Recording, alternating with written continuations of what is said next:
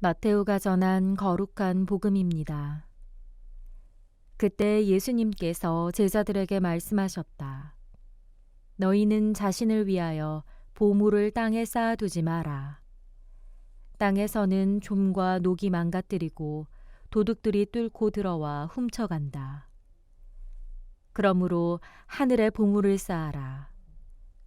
거기에서는 좀도 녹도 망가뜨리지 못하고 도둑들이 뚫고 들어오지도 못하며 훔쳐가지도 못한다.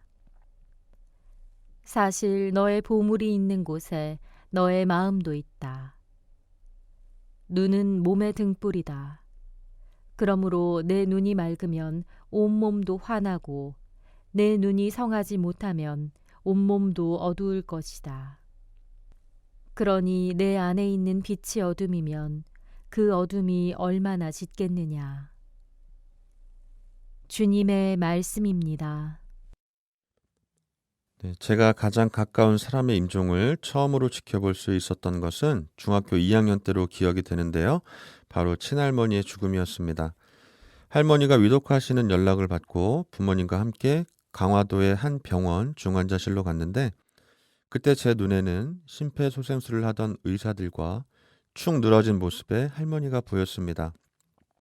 평소에 비녀를 꽂고 단정하게 머리를 꾸미셨던 할머니는 머리를 산발한 채 아무 힘도 없이 누워만 계실 뿐이었습니다. 어린 저에게 그런 모습은 충격 그 자체였습니다. 할머니가 이제는 안 계시는 건가? 더 이상 만나뵐 수 없는 건가? 그냥 저 모습으로 가시는 건가? 이런 질문만 속으로 할 뿐이었습니다. 그리고 여느 때와 마찬가지로 방학이 되어 큰 집에 놀러 갔을 때 실감할 수 있게 되었습니다.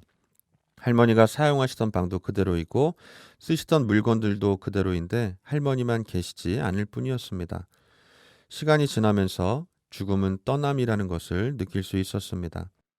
아무것도 걸치지 않고 벌거벗은 몸으로 이 세상에 왔었던 그때처럼 물론 아주 작은 아기의 모습으로 왔다가 나이가 든 달라진 모습으로 떠나기는 하지만 그저 수의 한 벌만 걸친 채 그렇게 떠나갈 수밖에 없는 존재가 바로 우리 인간 존재라는 것을 말입니다. 공술의 공수거라는 말처럼 우리 인생은 빈손으로 왔다가 빈손으로 떠날 수밖에 없는 인생은 나그네 길이라는 어느 노래 가사처럼 잠시 머물렀다가 갈 뿐 이 세상에서 영원한 것은 없습니다. 하지만 사람들은 착각 속에 살아갑니다. 죽음은 내일이 아닌 남의 일인 것처럼 내 삶이 영원할 것만 같고 내가 가진 모든 것들을 다 가지고 갈 수 있는 것처럼 말입니다. 그래서 자꾸자꾸 모으기만 합니다. 그리고 내 감각을 즐겁게 하는 것들에 마음을 두고 살아갑니다. 그래서 신앙인이라고는 하나 신앙이 뒷전일 때가 많습니다. 하나님을 찾기보다는 세상의 것에 취해 무늬만 신앙인처럼 살아가는 모습도 쉽게 발견할 수 있습니다. 하지만 그때와 그 시간은 아무도 모른다는 예수님의 말씀처럼 우리의 마지막 때는 우리가 예측하지 못한 때에 우리에게 다가올 것입니다. 그 시간은 생명을 주관하시는 하느님 한 분만이 알고 계십니다. 오늘 복음 말씀에서 예수님께서는 자신을 위하여 보물을 땅에 쌓아두기보다는 하늘에 보물을 쌓으라고 말씀하십니다.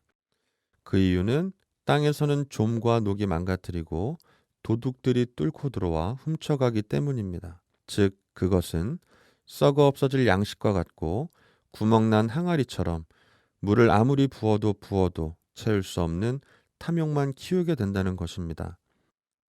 우리가 신앙생활을 하는 이유는 구원받기 위함인데 그 구원은 현세에서 내가 바라고 원하는 것을 얻는 것이 아니라 하느님과 함께하는 영원한 삶을 의미합니다. 그 하나의 이유만으로 우리는 아무리 힘들고 어려워도 내 자신을 굽히고 신앙인으로서 하느님 말씀에 귀 기울이며 그분 말씀에 따라 살아가려고 노력하는 것입니다. 이럴 때 비로소 예수님 말씀처럼 하늘의 보화를 쌓을 수 있게 되는 것입니다. 그 보화는 갈라디아서 5장 22절에서 성령의 9가지 열매에 대해 말하고 있듯이 사랑, 기쁨, 평화, 인내, 호의, 선의, 성실, 온유, 절제인 것입니다. 우리는 사순시기를 시작하면서 머리에 죄를 얹으며 창세기 3장 19절의 말씀을 듣게 됩니다. 사람아 흙에서 왔으니 흙으로 돌아갈 것을 생각하여라. 우리는 먼지로서 먼지로 돌아갈 수밖에 없습니다. 영원한 삶, 구원보다 더 중요한 것은 없습니다. 하느님 앞에 권력과 부, 명예는 부질없는 것입니다. 그리고 나를 즐겁게 해주는 세상의 것들도 일시적일 뿐입니다. 우리가 추구해야 할 것은 하느님 한 분뿐입니다. 이 사실을 잊고 살아간다면 마지막 때가 되어 하느님 앞에 서게 되었을 때 부끄러움만 가득 느끼게 될 것입니다. 지금 여러분의 마음을 잡고 있는 것은 무엇입니까? 예수님은 너의 보물이 있는 곳에 너의 마음도 있다고 말씀하십니다. 여러분은 어디에 마음을 두고 계십니까? 한순간에 사라지고 마는 공허함을 쫓아 사시겠습니까? 아니면 하느님 품 안에서 영원한 행복을 누리는 삶을 위해 그분 말씀에 따라 사시겠습니까? 선택은 자유입니다. 올바른 선택을 할 수 있는 용기를 청하며 오늘도 소중하고 행복한 하루 되시길 빕니다.